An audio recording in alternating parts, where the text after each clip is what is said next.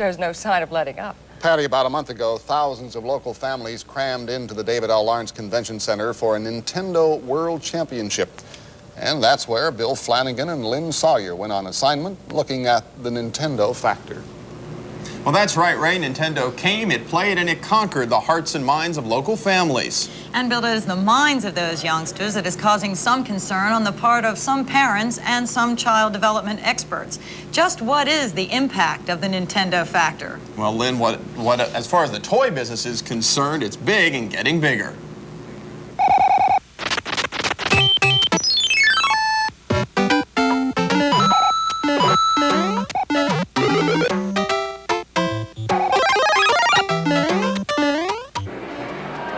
The idea is to get 50 coins as quickly as possible. Parents and children are willing to pay to play, then to become test subjects for the next generation of Nintendo video games. Watch his face, because Mike Tyson will wink right before he throws a punch at you. So watch for his wink.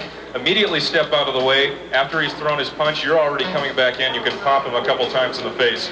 Rick Thompson is one of the point men in marketing. He's a game counselor. When not on tour with the World Championship, Thompson fields telephone calls from frustrated Nintendo fans. The trouble is, most people don't generally tend to read the instruction manuals when they... right into it. Oh, yeah, I'm like that, too. I get a game and, I don't even take time to read the instruction manual. I just hop right in and see what I can do. Nintendo receives 60 to 70,000 calls a week from across the country. The system gives the company an up-to-date indication of the likes and dislikes of its customers. We tally what the consumers' compliments, complaints. Some of the loudest complaints have come from competing video game companies. They've sued Nintendo, alleging unfair business practices, attacking exclusive deals between Nintendo and the software companies that create most of the games. Nintendo, in turn, has sued its competitors for alleged patent violations. Despite the lawsuits, Nintendo and its licensees have cornered 80% of the video game market. Audrey Federush is a marketing expert at Duquesne University. They really have read the market. They know specifically who their audience is. In addition to its telephone hotline, the company created Nintendo Power Magazine. In its first year, the magazine sold more than 1 million subscriptions at $15 each, making it one of the most successful magazine startups in history. The recent World Championship itself exposed the company's latest products to potential customers. Every marketer's dream. Oh, yeah, because when you think about it, what they're doing is the sales promotion, and they're having people actually pay to be exposed to their advertisement. We pride ourselves in our service, and being one of the top companies, you really have to be on your toes, to keep the consumer happy. That's the whole name of the game.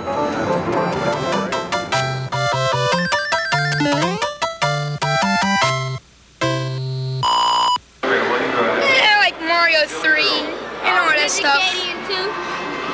Ninja Gaiden 2, Castlevania 3. How do you beat Mike Tyson? And I think it's a way for them to engage in a lot of power. It's fun. And motivational parental aid. It's tougher than cigarettes to give up, and you get lost in it. It's just a rage. They love it. How often do you play Nintendo?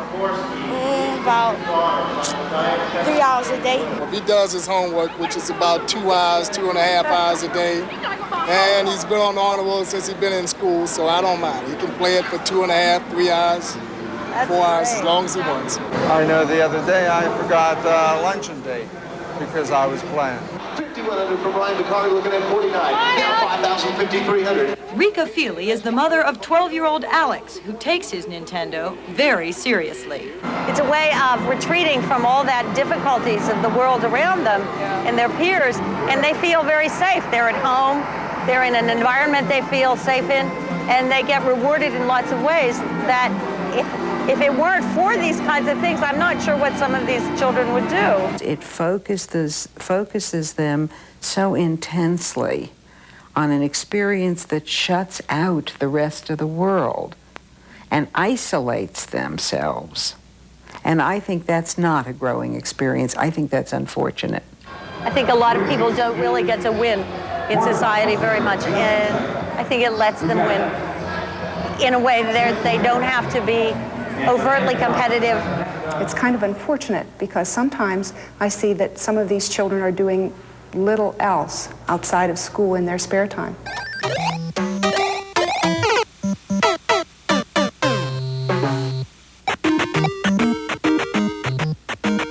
Nintendo has taken on the toy business as aggressively as the game's computerized heroes attack obstacles in their paths. Just 5 years ago, video games totaled only $100 million in sales. Today, Nintendo dominates a $3.5 billion industry, a figure equal to 1/5 of the money spent on traditional toys. Jeff Krasnow owns Toy Kingdom in the Waterworks Shopping Center. We get as much as we can of the Game Boy units and the Nintendo units, and it seems never to be enough because they continually sell out. Not only parents manage to find up to $50 for a game and about $100 for the machine to play it. I'm talking about a 7 or 8 year old. They come in with $50 and then $40 and they buy a tape. Super Mario, the whole Super Mario's 1, Super Mario's 2. Brian Dorfner belongs to a 3 Nintendo family, 1 for his college dorm room and 2 back home in Castle Shannon. Brian's father received 2 of the machines as sales promotions at work. The Dorfners have accumulated 15 game packs to play on them. These things are not cheap, though. I mean... Oh, no. No. That's why it's taken that long to get so many. Oh, okay. I mean, a birthday present comes up, that's a gift. That's also money unspent on other types of toys. Retail's about $4. Is that it? Okay. Something that has not gone unnoticed among makers of spinning tops, dolls, balls, and bikes. This year, thousands of toys were on display at the American International Toy Fair in New York. Nintendo was not among them.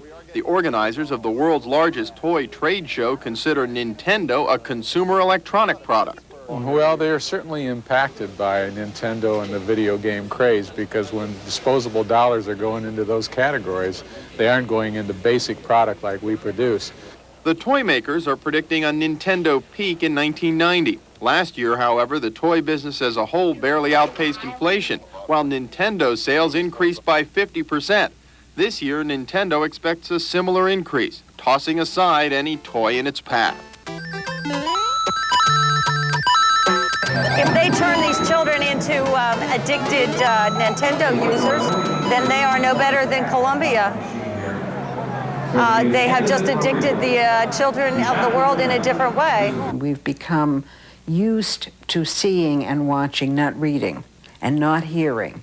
There are many dynamics around family interactions and family relationships that are played out in the Nintendo complex, if you will, that isn't the fault of the game, but that perhaps reflects something that's happening in our society and in our family system that needs to be looked at. In today's busy society, that family system influences how the game is used. You need something that'll, sedate them, that will, take their minds off of what you're doing and give you a break. And I know a lot of people who use Nintendo as babysitting tool. When they're being occupied, as using it as a babysitter, using it as a penalty, using it as a reward, I think this is an inappropriate use. It's a misuse. It's only a game. You don't reward or penalize with a game. They want the adult attention more than any video game. No one's sure of just what the Nintendo factor will be. It might actually stimulate imagination in different ways. How important it is for children to be outside and play in the mud and learn about science through direct contact, because later on they build more abstract reasoning on what they learn at a very young age. And these children aren't having nearly the number of concrete experiences, play-type experiences, that maybe you and I did when we were younger. Do you think this is a craze that's here to stay?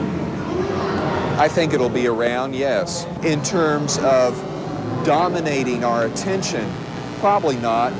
I understand that video games were on their way out until Nintendo, so I would hope that it's just a passing fancy, too.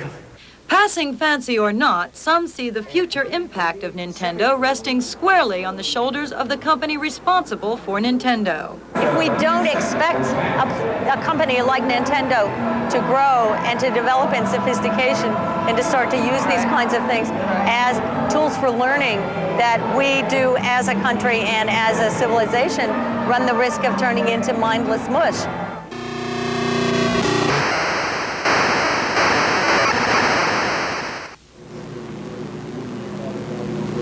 Everybody has their own opinion about what the impact of Nintendo is, and clearly the debate will continue as long as the game is popular. And if Nintendo has its way, Patty and Ray, that popularity will continue for a long time to come. Lynn and Bill, thank you.